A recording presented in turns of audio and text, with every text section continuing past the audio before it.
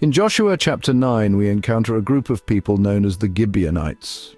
These were a people who lived in the land of Canaan, a region that was destined for conquest by the Israelites under the leadership of Joshua. The Gibeonites found themselves facing a formidable enemy. The Israelites had already defeated several powerful kings and their armies, and the Gibeonites knew that their own city would be next. Fear gripped their hearts as they heard tales of Israel's victories, their God-given power evident in every battle won. The stories of the miraculous crossing of the Jordan River and the fall of Jericho spread like wildfire, leaving the Gibeonites in a state of panic and desperation.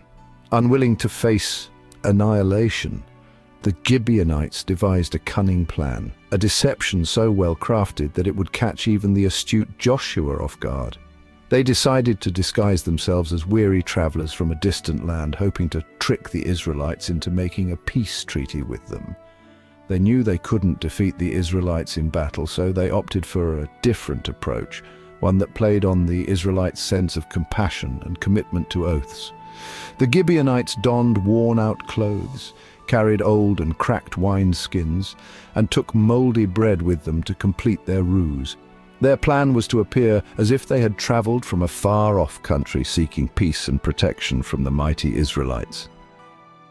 The Gibeonites, disguised as weary travelers from a distant land, approached the Israelites with a plea for peace.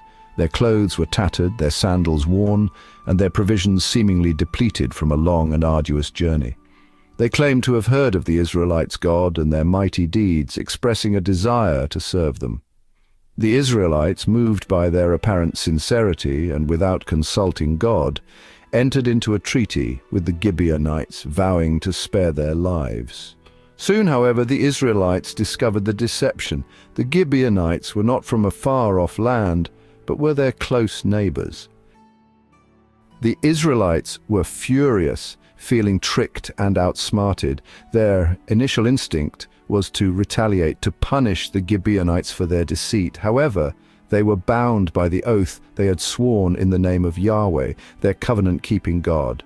Breaking an oath, especially one made in God's name, was unthinkable. It would be a betrayal of their faith and their integrity. So, despite their anger and the deception they had suffered, the Israelites honored their word, sparing the lives of the Gibeonites. Though their lives were spared, the Gibeonites' deception did not go unpunished. The Israelites, upholding the principle of justice, made the Gibeonites their servants, hewers of wood and drawers of water for the tabernacle, the dwelling place of God. This act of servitude served as a constant reminder of their deceit, a consequence that would follow their descendants for generations to come. It was a fate they had brought upon themselves, a testament to the fact that deception, even if cleverly crafted, ultimately carries a price. The story of the Gibeonites holds valuable lessons for us today, reminding us of the importance of seeking God's guidance in all our decisions. In the biblical narrative, the Gibeonites, a group of people living in Canaan, deceived the Israelites into making a peace treaty with them.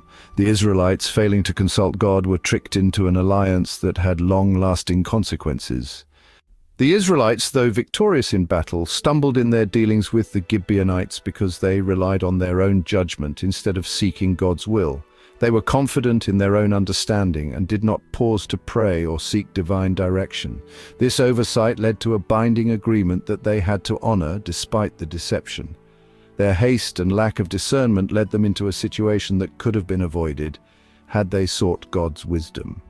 The leaders of Israel made a critical error by not taking the time to seek God's counsel, showing us the dangers of making decisions based solely on human wisdom and appearances. This account serves as a cautionary tale, urging us to prioritize prayer and seek God's guidance in every aspect of our lives, especially when making important decisions.